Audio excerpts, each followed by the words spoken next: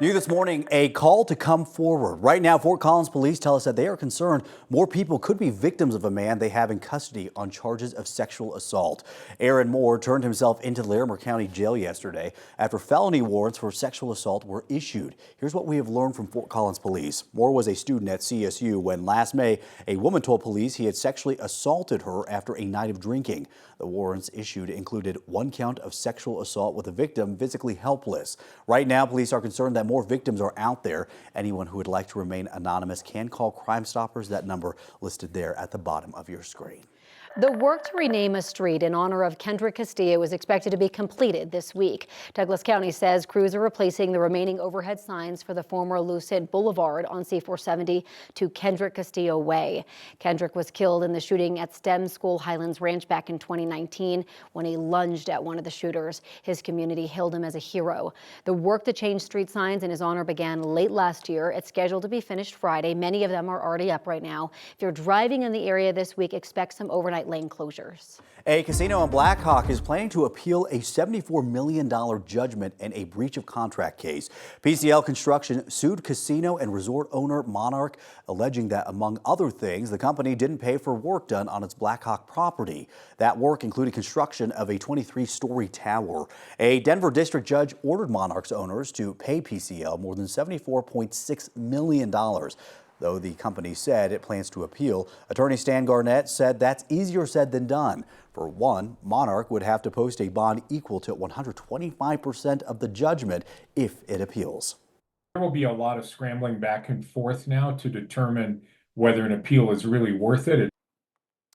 So we spoke to one of the attorneys who represented Monarch. She declined to comment and referred us to the company. A spokesman there also declined to comment. He did share a filing that Monarch made with the Securities and Exchange Commission. According to that filing, the company, quote, anticipates that it will appeal the ruling. Today, there's a scheduled hearing for Eric Adams' corruption case. The New York City mayor is facing federal charges related to bribery, wire fraud, and conspiracy. He's accused of illegal actions dating back to 2014. Trump's Justice Department is pushing to dismiss the indictment. There's now pressure from top Democrats for the mayor to step down or be removed from office.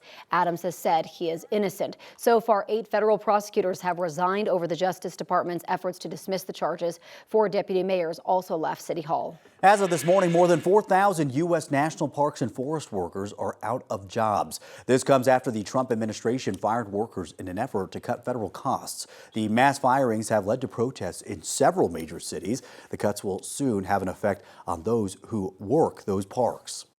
Campgrounds are going to not be opening. Trailheads are going to not be maintained. Toilets might be locked.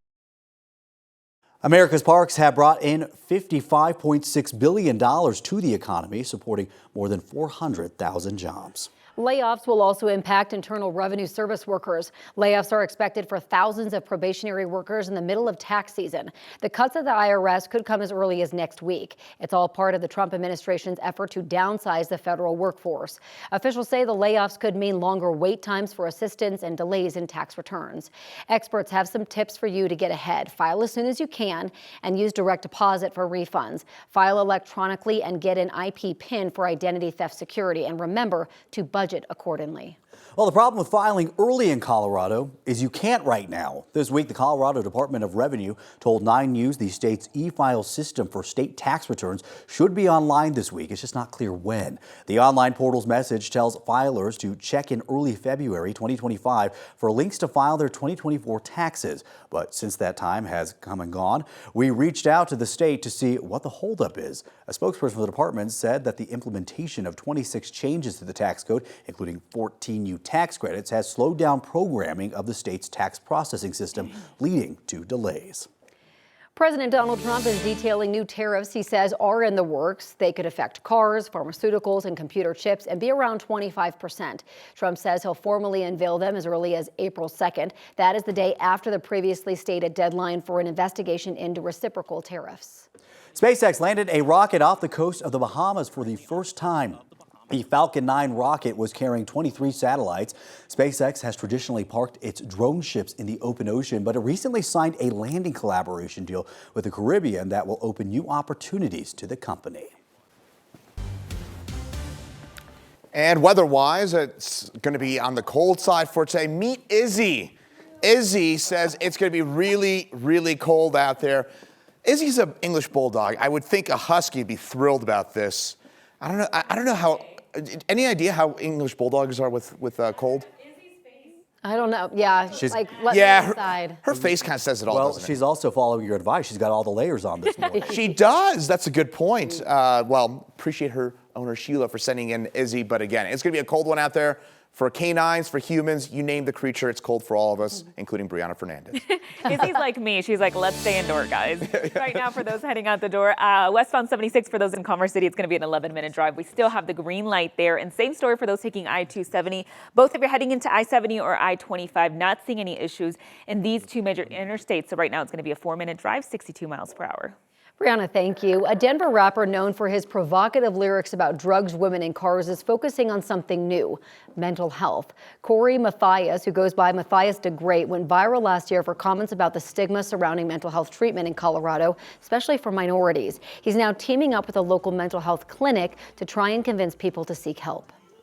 You know, I want people to say, oh, if a rapper can talk about it, you know, why can't we?